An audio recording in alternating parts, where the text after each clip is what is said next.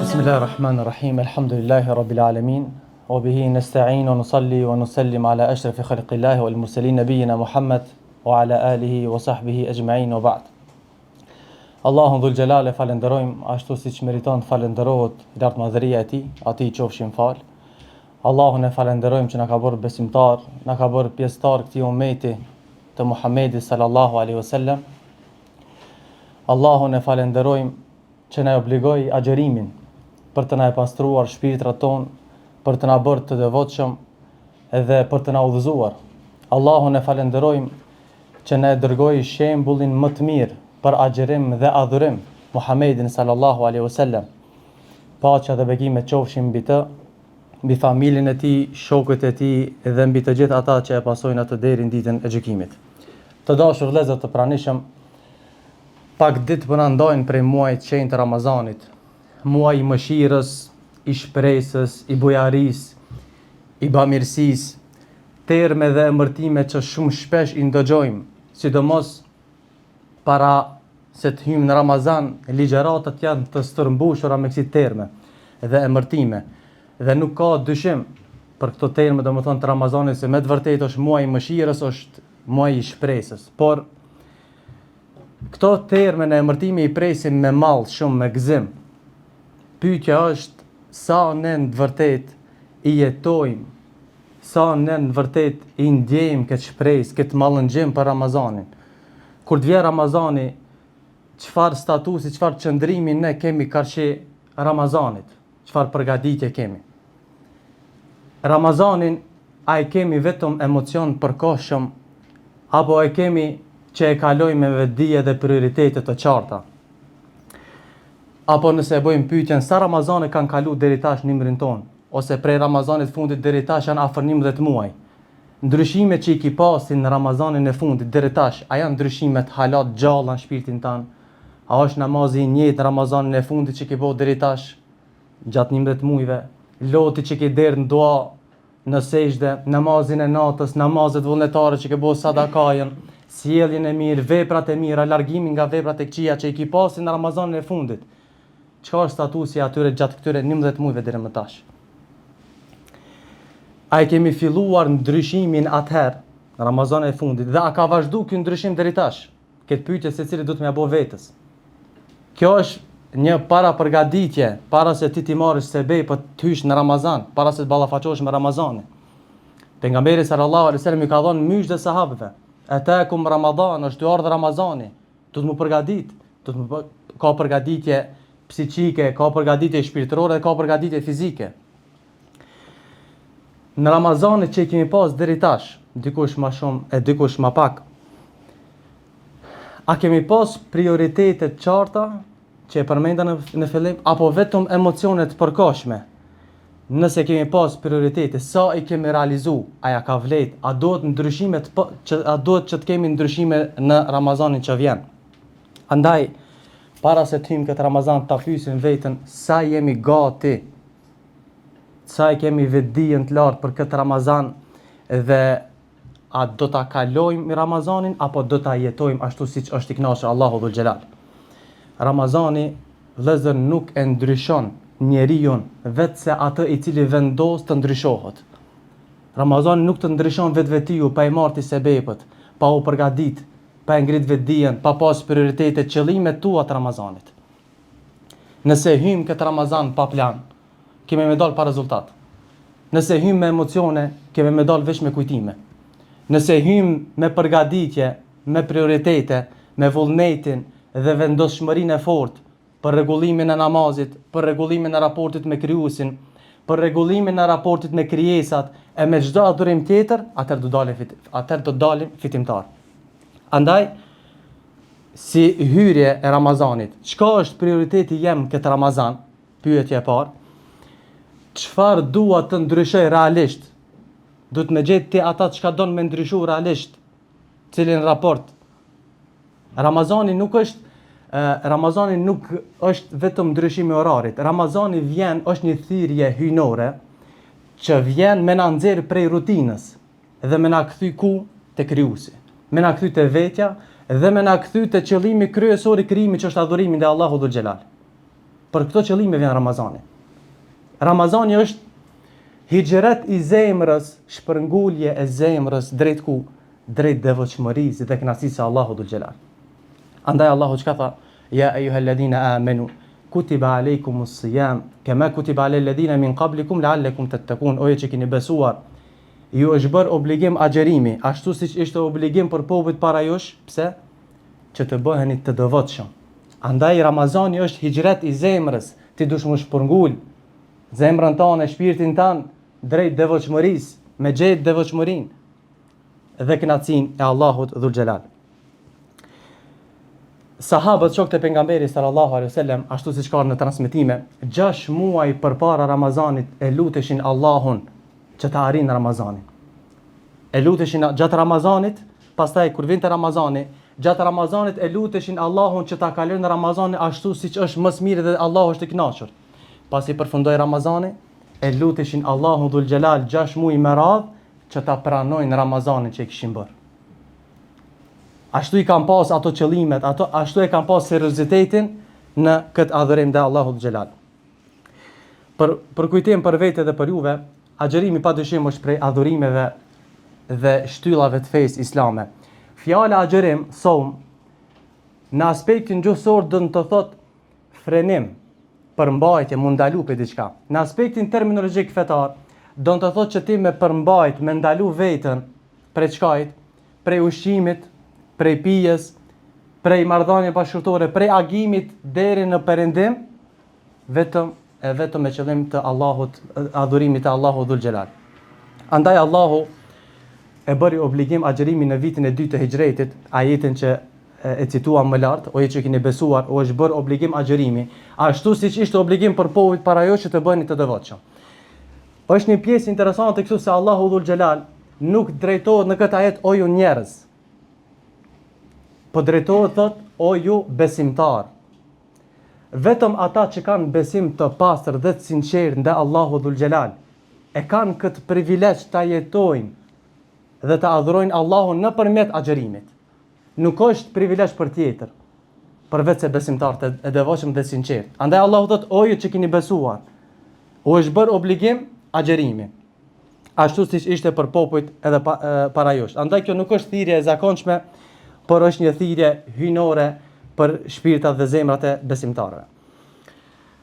Agjerimi vëllezër ka vlera dhe mirësi të shumta dhe vetëm që të japim kuptim prioriteteve të agjerimit, do ndalem shkurtimisht i përmend disa nga vlerat dhe mirësitë e agjerimit. Prej vlerave që ka agjerimi është se ka qenë obligim jo vetëm për umetin e Muhamedit sallallahu alaihi wasallam, nuk është risi në umetin ton, por ka qenë edhe obligim për popujt para jush, sikurse në ajetin që e citova. E dyta, që është ndoshta më e rëndësishme se të gjitha tjerat, falja e mëkateve. Thot pejgamberi sallallahu alaihi wasallam, men sama ramadana imanan wa ihtisaban ghufira lahu ma taqaddama min dhanbi. Kush agjeron Ramazanin duke besuar, duke pasur besimin e plot dhe sinqeritet vet llogaritje, do t'i falen mëkatet e mëparshme që ka pas. E treta, agjerimi vëllezër është prej adhurimeve të vetme që nuk është përkufizuar me shpërblim. Nuk ka numra caktuar. Për Kur'anin, leximin e Kur'anit ka një harf sa 10, për sadakan, për zeqatin, për haxhin, për umrën, për namazin. Për agjerimin nuk ka përkufizim. Pse? Se shpërblimin e agjerimit e ka marrë Allahu në dorën e tij, thot në hadith kutsi pejgamberi sallallahu alaihi wasallam na tregon, ku Allahu xhaleshanu thot, agjerimi është për mua dhe unë do shpërblej për të. Nuk është i përkufizuar shpërblimi. Allahu dhe xhelal vetëm se ka përgatit diçka shumë të madhe përderisa nuk e ka përkufizuar. Jashtë asajna edhe që ka përgatit domethënë derë të veçantë për agjeruesit në xhenetet e tij. Pastaj prej vlerave dhe mirësive, agjerimi vëllezër është ndërmjetësues për agjeruesin. Ku ndërmjetësues? Kur dalin para madhnisë së Allahut. Jo me la yanfa'u malun wala banun. Ditë ku nuk ka me boti dobi as malli as evladi, kanë me të bëjë dobi çdo adhurimi që ki pas për Allahun dhul xhelal. E një prej tyre që është më kryesore është agjerimi. Agjerimi, siç ka në hadith pejgamberi sallallahu alaihi wasallam, do të vjen ndërmjetësues për robën para madhnisë së Allahut dhul xhelal. Këto ishin disa prej vlerave dhe mirësive të agjerimit. Agjerimi, siç e përmendëm në fillim të ajetit që cituam, ka qëllime dhe urtësi. Nuk po flas për benefitet dobit që i ka në aspektin shkencor edhe të mjekësisë që shumë vonë kanë dalë në shesh, po folin në aspektin fetar, për çfarë më agjeru. Pse jemi të obliguar që na me frenu, me ndal veten nga ushqimi, nga pija dhe nga senet që i përmendëm.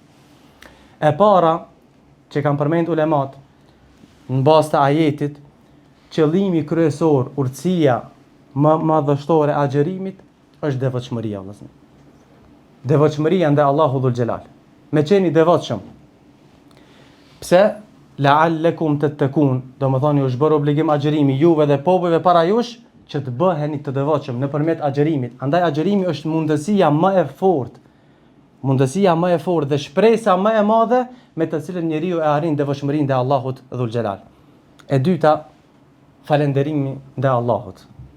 Ajetet me radhë që janë ajeti 183 surës Bekara dhe më pas çka vijnë, ku Allahu thot shahru Ramadan alladhi unzila fihi al-Quran, muaj Ramazanit është muaji të cilin zbriti Kurani. Në fund të ajetit çka thot? La'allakum tashkurun, që të falenderoni. Se njeriu kur e shef ndonjëherë ato mirësitë që i ka, edhe nuk mundet mi shfrytzu, e ngjall ndjenjën ndaj atyre vlera dhe mirësive që Allahu ja ka dhënë. Edhe ndoshta i kujtohet që ta falenderon Allahun dhul xhelal. Pra prej qëllimeve të agjerimit është falenderimi ndaj Allahut dhul xhelal. E treta, vetë disiplina. Nëpërmjet agjerimit njeriu e krijon një farë disipline personale. Përderisa ti e frenon veten nga ushqimi, e frenon veten përgjithësisht nga kënaqësitë e jetës që derisa para Ramazanit i ki mujt mi shfrytzu ato. Në Ramazan e përmban veten nga hidrimi, e përmban veten nga shpifja, nga paragjykimet e kështu me radhë, nga veprat e këqija, atëherë kjo është një disiplinë në vete. Disiplinë në vete. Edhe e katërta është nëpërmjet agjerimit, domethënë prej qëllimeve të agjerimit është ndjenja e empatisë ndaj të varfërve. Ti ja di vlerën më shumë dikujt që nuk ka. Dhe të shtohet domethënë vullneti për të bërë mirësi dhe vepra të mira për hir të Allahut dhul xhelal. Andaj gjitha këto që i përmendëm deri tash, na japin me kuptu se agjerimi është një adhurim shumë i madh. Dhe për një adhurim shumë të madh, neve na duhen prioritete të mëdha. Me bën një renditje, me bën një plan program, se shumë prej nesh kur kena hyrë në Ramazan, ndoshta e ka pas një nëmpytje brenda tij, kam janë, çka më bën Ramazan? Cilën vepër më bën më së miri, çka më bëna? Për gjitha ka përgjigje. Allahu dhul xhelal nëpërmjet librit të tij dhe nëpërmjet sunetit të pejgamberit sallallahu alaihi wasallam na ka mësu se si të jemi, domethënën, me prioritete të qarta edhe të larta edhe me pas një hartë besimtari në jetën e tij. Prioriteti i parë i agjeruesit, që ndoshta por është prioritet dhe bazë për të gjitha adhurimet që i bëhen për hir të Allahut dhul xhelal. Çka është ajo? Është sinqeriteti. Veprat pa sinqeritet janë vepra boshe pa rezultat. Veprat pa sinqeritet nuk mirën as në llogari. Sinqeriteti vëllazër realizohet kur njeriu me veprën e tij synon vetëm kënaqësinë e Allahut dhul xhelal. Dhe kujdeset që mos lakmon për sy e fatësi dhe të del në shesh domethënë veprat që i ka bën. Thot Allahu kul inni umirtu an a'budu Allaha mukhlishan lahu ad-din. Thuaj, un jam i urdhëruar të adhuroj Allahun, të jem i sinqert në adhurimin ndaj tij. Sinqeriteti është vepër e zemrës që nuk e sheh askush përveç Allahut. Është vepër që nuk e sheh askush përveç Allahut. Çka ka lidhje kjo me agjerimin?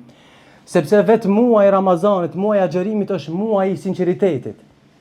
A mund dikush ty me të përgënjeshtru, ti me thonë që e agjerushëm, edhe me thonë që jo nuk je agjerushëm.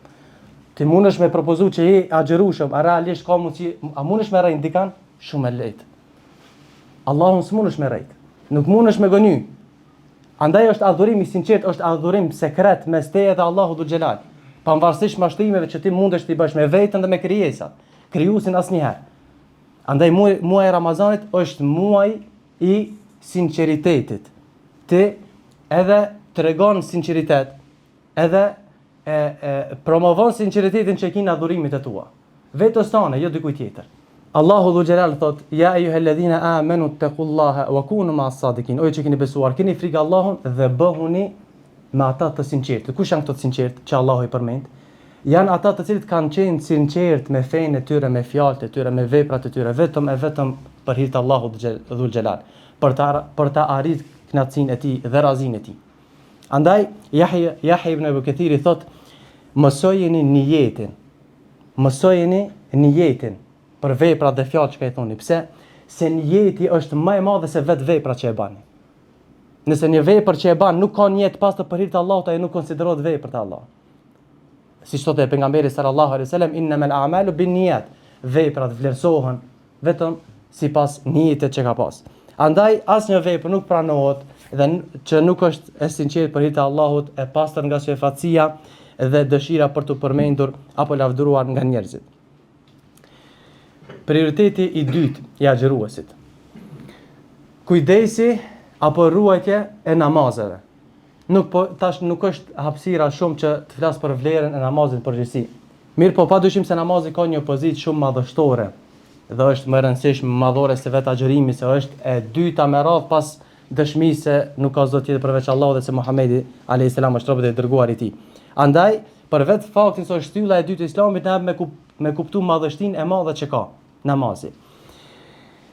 Thot pejgamberi sallallahu alaihi wasallam: "Men qama Ramadana imanan wa ihtisaban ghufira lahu ma taqaddama min dhanbi." Kjo dallon një fjalë për hadithet që përmendëm në fillim, pse? Se hadithi në fillim thot kush agjeron Ramazanin duke besuar dhe duke llogaritur, do t'i falën mëkatet e mëparshëm. Ky hadith dallon në fillim thot kush falet në Ramazan. Padyshim që bëhet fjalë për namazet obligative, po bëhet fjalë për namazet vullnetare, namazet teravive dhe namazin e natës. Kush falet në Ramazan me besim dhe sinqeritet vetë llogari, i falen mëkatet e mëparshme. Vllazni, do më thonë, në Ramazan njeriu i përjeton dy beteja të mëdhaja. Besimtari ballafaqohet me dy beteja. Dhe kur ballafaqohet me këto dy beteja, ai që tregohet durimtar, innama yuwaffa as-sabirun ajrahum bighayri hisab, Allahu ka për të shpërblyer besimtarët pa kufi. Çka janë këto dy beteja? Beteja e parë është beteja e ditës. Agjëruesi e ka betejën e ditës, agjërimin, që mu frenu, mu ndal nga ushqimi dhe kënaqësitë e jetës që i ka. Kjo është beteja e parë. Beteja e dytë çka është? Është beteja e natës, për të ngritur dhe për të falë namaz taravive, namaz natës, për të adhuruar Allahun Dhul Jalal. Ai që përballet me këto dy beteja, tregohet i durueshëm dhe i sinqert për hir të Allahut Dhul Jalal, innama yuwaffa as-sabiruna ajrahum bighayri hisab. Allahu ka për të shpërblyer me shpërblime pa kufi, pa hesab.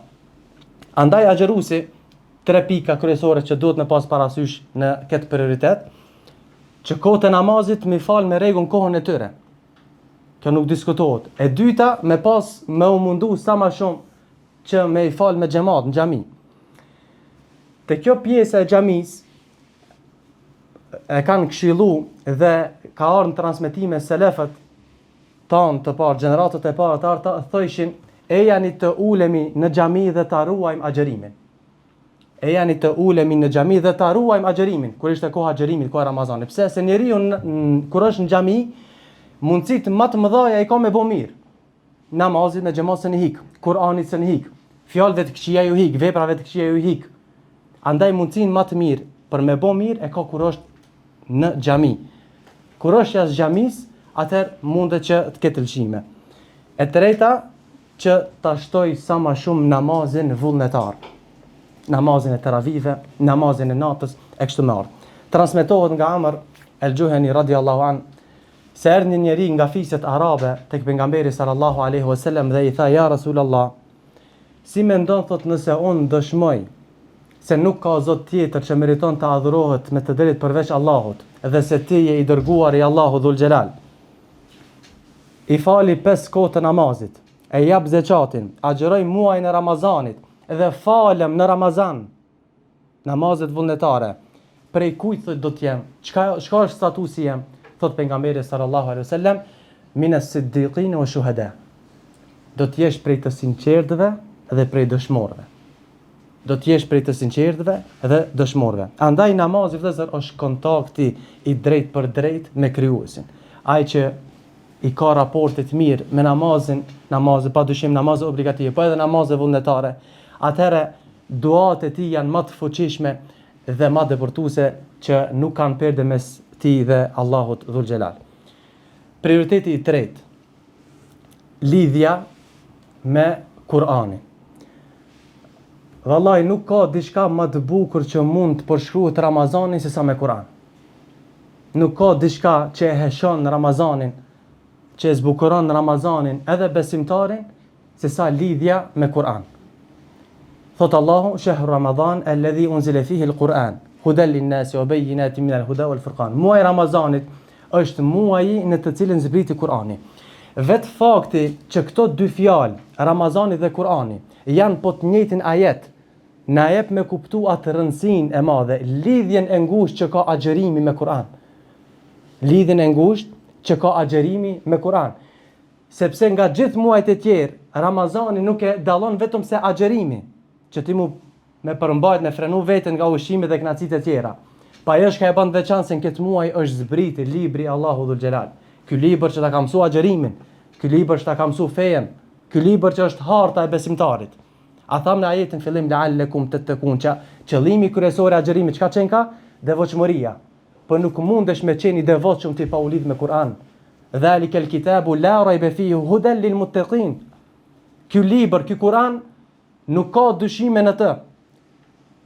Hudan lil-muttaqin është udhëzues, udhërofyes për kan, për të devotshmit. Nëse ti don më kanë i devotshëm arrit qëllimin e agjerimit të Ramazanit, atëherë patjetër ti duhesh me pas hartën e devotshmërisë, që është Kur'ani, fjala Allahu Dhul Xhelal. Hudan lil muttaqin është udhëzues, udhërofyes për të devotshmit. Leximi i Kur'anit muaj Ramazanit ka shumë vlera dhe shpërblime dhe është një shoqërues që e përforcon shpirtin dhe afron zemrën me Allahun Dhul Xhelal. Nga Abdullah ibn Amr radiallahu an se transmetohet se pejgamberi sallallahu alaihi wasallam ka thënë, agjerimi dhe Kur'ani do të ndërmjetësojnë për robin ditën e Kiametit. Tash këtu po bëhen dy gjëra bashkë, edhe Kur'ani edhe agjerimi. E përmendëm se nga vlerat e mirësitë e agjerimit është ndërmjetësimi, që do të ndërmjetëson. Po këtu bëhen bashkë dy ndërmjetësues, agjerimi edhe Kur'ani. Thot pejgamberi sallallahu alaihi wasallam, do të ndërmjetësojnë për robin ditën e Kiametit, ditën e llogarisë kur dalin para Allahut.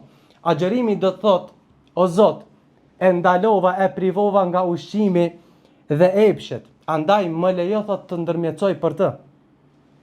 Dhe vjen Kurani thot, o Zot, thot, une këtë njeri e ndalova, e privova nga gjumi i natës, për shkak se u ngrit dhe ka fal namaz taravih, namaz natës. Andaj më lejo të ndërmjetësoj, thot Allahu Dhul Xhelal, ndërmjetësoni. Ju jep leje edhe agjerimit edhe Kur'anit që të ndërmjetësojnë për ata të cilët kanë qenë ashtu në këtë dynja. Pejgamberi sallallahu alaihi wasallam në hadithe të shumta ashtu siç ka ardhur, që i ka lavdëruar ato njerëz të cilët merren me Kur'anin, e mësojnë Kur'anin, punojnë me Kur'anin, meditojnë me Kur'anin, i thrasin njerëzit në Kur'an, çka thot? Khayrukum man ta'allama al-Qur'ana wa 'allama. Më i miri prej jush është ai që ka mësuar Kur'anin dhe mëson të tjerëve. Hadithi mirë njohur mesin ton. Pa ka më mirë se me praktiku këtë hadith në muajin më të mirë. Muajin e Ramazanit, momentin më të mirë, me praktiku këtë hadith në momentin, në ditët, në sezonin ku ka zbrit ky libër, këto ajete, fjalët e Allahu Dhul Xhelal. Gjeneratët e para, domethënë të muslimanëve, shokët e pejgamberit sallallahu alaihi wasallam dhe ata që vijnë pas, e vlerësonin Kur'anin dhe jepnin maksimumin. Ju kanë përkushtuar Ramazanit me Kur'an me çdo gjë. Tregohet për Imam Shafiun rahimahullah që ka kryer 60 hatme në Ramazan, një hatme ditën, një hatme natën. Tregohet për Imam Malikun, i cili i braktiste mezhliset e ilmit. Mezhliset e ilmit i braktiste për të marrë me Kur'an. Tregohet edhe për Sufjan e-Thaurin dhe shumë dietar të tjerë të çmuar, të cilët braktisnin çdo gjë. Kur tham çdo gjë, jo gjëra të këqija, që janë edhe ato në vetvete gjëra të mira, mezhliset, kërkimin e detyrisë, vetëm për ta kaluar Ramazanin me Kur'an dhe adorim dhe Allahu Dhul Xhelal. Kjo është ajo që e bën bukur Ramazanin, lidhja jote dhe shërbimi i Kur'anit në Ramazan. Uthmani radiallahu an thoshte, sikur zemrat tona të ishin të pastërta, nuk do të ngopeshin me fjalët e Allahu Dhul Xhelal. Nuk do të ngopeshin me fjalët e Allahu Dhul Xhelal. Andaj edhe pejgamberi sallallahu alaihi wasallam, që është shembulli jon më i mirë në agjerim dhe në adhurim, tregohet për të i cili kishte një përkushtim jashtëzakonisht veçantë, sidomos në Ramazan, për Kur'anin. Dhe Xhibrili alayhis salam zbriste çdo natë gjatë Ramazanit që ta lexonte Kur'anin me pejgamberin sallallahu alaihi wasallam. Ta mësonte, ta meditonte, ti përkujtonte fjalët e Allahut dhe to apërcillte shokëve të tij. Ibn Abbas radiallahu an thot, pejgamberi sallallahu alaihi wasallam ka qenë njeriu më bujar. E bujaria e tij e arrinte kulmin gjatë Ramazanit. Kur e takonte Xhibrilin alayhis salam dhe ai ishte më bujar në vepra se sa erat që fryen. Prioriteti 4 i agjëruesit vëllezër është braktisja e mëkateve dhe garimi në vepra të mira. Thot pejgamberi sallallahu alaihi wasallam, në të vërtetë kur robi e bën një mëkat, në zemrën e tij i shfaqet një njoll e zezë. Në zemrën e tij një njoll e zezë. Kush pendohet dhe largohet nga ajo vepër e keqe, Allahu e afshin. Mirë po ai që nuk pendohet dhe vazhdon me vepra të këqija, i shtohen njollat e zeza, derisa i nxihet zemra krejt dhe i ngurcohet. Dhe Allahu mu kështu i ka përshkruar edhe në Kur'an ku thot kella bel rana ala qulubihim ma kanu yaksibun, andaj të këqijat që i kanë punu këto, zemrat e tyre u ambuluan, u ngurcuan zemrat, edhe në zemër e ngurt nuk mundet me shiju agjërimin. Jo vetëm agjërimin, asnjë adhurim nuk mundet me shiju ndaj Allahu dhul xhelal. Zemra e ngurt nuk ka ndjenja. Lehum qulubun la yafqahuna bi, ato kanë zemra që nuk kuptojnë. Andaj thumma qasat qulubukum min ba'di dhalika fa hiya kal hijarati aw ashaddu qaswa. Dhe shumë ajete që Allahu e ka sjellë si shembull zemrën e ngurt. Janë zemra të cilat nuk ndjejnë dhe nuk kanë kompetenca, nuk munden të adhurojnë Allahun ashtu siç meriton madhëria e tij të adhurohet. Andaj prej prioriteteve që duhet të ketë agjëruesi, të ketë kujdes të largohet nga veprat e këqija, që i din, edhe të kërkon falje për ato që nuk i din, edhe të garon në vepra të mira. Andaj thot pejgamberi sallallahu alaihi wasallam, kush nuk largohet nga fjala e keqe, nga vepra e keqe, Allahu nuk ka nevojë që ai ta lër ushimin dhe pijen. Prandaj agjëruesi nuk duhet të agjëron vetëm me trupin e tij. Agjëruesi është shumë lehtë të agjëron vetëm me trupin e tij. Duhet të agjeron me shpirtin e tij fillimisht. Duhet të agjeron me gjuhën e tij, nga shpifjet, nga gënjeshtrat, nga paragjykimet. Duhet të agjeron me sytë e tij, mos qef haram. Duhet të agjeron me veshët e tij, mos të ndëgjon haram. Duhet të agjeron edhe me zemrën e tij, nga urrejtja, nga hasedi, smira e kështu me radhë. Andaj, nëse nuk largojmë veprat e këqija, ne nuk do të mund që ta shijojmë agjërimin. Prioriteti i 5 është duaja, lutja, dhikri. Duaja vëllezër është qelës për pastrimin e shpirtit dhe është nga adhurimet më të mëdha që i përkushtohet vetëm Allahut. Thot pejgamberi sallallahu alaihi wasallam, ad-du'a huwa al-ibada. Duaja është vetë adhurimi. Andaj duaja është rruga më e shkurtë dhe rruga më e lehtë që ti adresohesh dhe ti adresosh brengat e tua, lutjet e tua vetëm Allahut dhul xhelal. Thot Allahu në Kur'an: "Wa qala rabbukum ud'uni astajib lakum innal ladhina yastakbiruna an ibadati sayadkhuluna jahannama dakhirin." Lutumni mua se unë do t'ju përgjigjem. Lutumni mua se unë do t'ju përgjigjem. Ka ardhur në formën sigurisht urdhërore. Ju doni më lut mua se unë kam ju përgjigj. Andaj Omeri radiallahu anhu thoshte, nuk e kam frikën, thot unë prej përgjigjes duas, rezultatit duas. Unë e kam frikën se a bëj dua, se kur bëj dua përgjigja është me atë. Pavarësisht a është në dëshirat tona apo jo përgjigja e duas. A më ka metar përgjigja. Ndoshta është kundërt në asaj që ke dëshiruar, por ajo është më e hajrit për ty që Allah e ka përgjigj. Andaj edhe lutjet, duat në Ramazan i kanë kohrat e veçanta, sikurse koha e iftarit, koha e syfyrit, sikurse dhe ka ardhur një hadith të pejgamberit sallallahu alaihi wasallam që përmendet në Sahihul Jami', thot alayhi salatu wasalam, 3 lutje nuk refuzohen. 3 lutje nuk refuzohen. Lutja e prindit për fëmijë, lutja e agjëruesit edhe lutja e udhëtarit. Andaj ne kemi mundësinë tash në Ramazan, sidomos në kohën e iftarit dhe kohën e syfyrit, që të lutemi Allahut. Ajo çka është më e bukur vllazni, ku Allahu thot në Kur'an: "Wa idha sa'alaka ibadi anni fa inni qarib." Dhe kur të pyesin ty për mua, thuaj se un jam afër. Ujibu da'wat ad-da'i idha da'an, i përgjigjem lutjes së lutësit, kur të më lutët mua. Prandaj le të përgjigjen thirrjes sime dhe le të më besojnë për të qenë në rrugë të drejtë. Ajo çka është interesante se ky ajet i duaz vëllezër është në renditje me ajetet e agjerimit 183 deri në fund të faqes. Dhe ky ajet që është në fund të faqes ka lidhshmëri se duaja përmendet në ajetet e agjerimit dhe tregon lidhjen e ngushtë dhe fuqinë e madhe që duaja e ka gjatë agjerimit apo gjatë Ramazanit. Dhe prioriteti i 6 i agjeruesit, sadakaja dhe morali i mirë. Sadakaja dhe morali i mirë. Sadakaja në Ramazan padyshim se është më i mirë dhe më e dashur se sa sadakaja në kohë të tjera, sepse edhe pejgamberi sallallahu alaihi wasallam e ka quajtur muaji i bamirësisë dhe ai sallallahu alaihi wasallam ishte më bujari dhe më i shpejt në bamirësi se sa erat që fryen. Dhe prioriteti i 7 është ruajtja e marrëdhënieve farefisnore.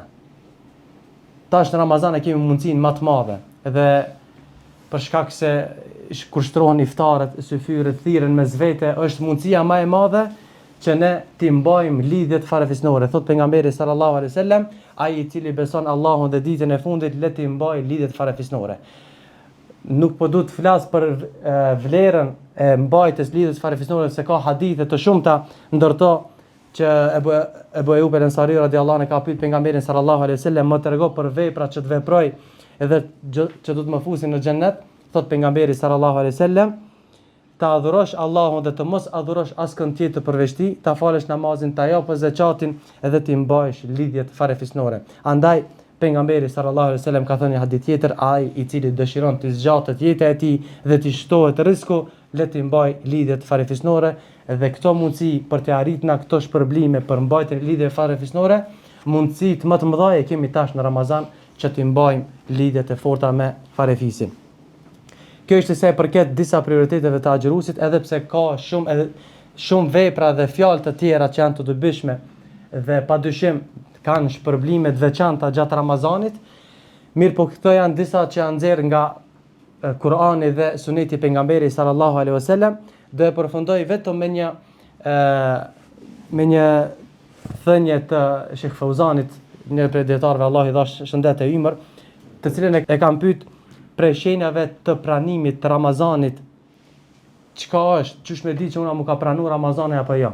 Thot Sheikh Fauzani, thot nëse çaj Ramazan e vazhdon edhe 11 muajt e tjerë me veprat e njëjta, fjalët e njëjta që i ke bë, je mundu që me qenë njëjtë sikur se ke qenë Ramazan, Ramazani ato është i pranuar.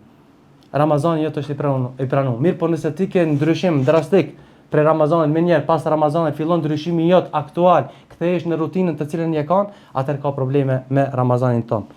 Dhe për fund hadithi pejgamberit sallallahu alaihi wasallam, i cili thot i humbur, i përulur apo i nënçmuar është ai që hyn Ramazani dhe del prej Ramazanit prej tij pa ju fal mëkatet. Allah na fal gjithë mëkatet. Allahu na mësoj që të arrijmë Ramazanin, ta jetojmë Ramazanin ashtu siç na ka porositur Allahu dhe pejgamberi sallallahu alaihi wasallam. Elusim Allahun që ky Ramazan le të jetë një mundësi, një pikë kthejse e udhëzimit dhe devotshmërisë për të gjithë ne. Elusim Allahun që ky Ramazan le të jetë i begatshëm dhe le të jetë mundësi ndryshimi në raport me Allahun dhul xhelal, në raport me krijesat, në raport me vetveten. Elusim Allahun që të arrijmë këtë Ramazan dhe të dalim për këtë Ramazani të pranuar dhe para Allahut me shpërblime të plota. Wa sallallahu ala nabina Muhammad wa akhir dawana anil hamdulillahi rabbil alamin.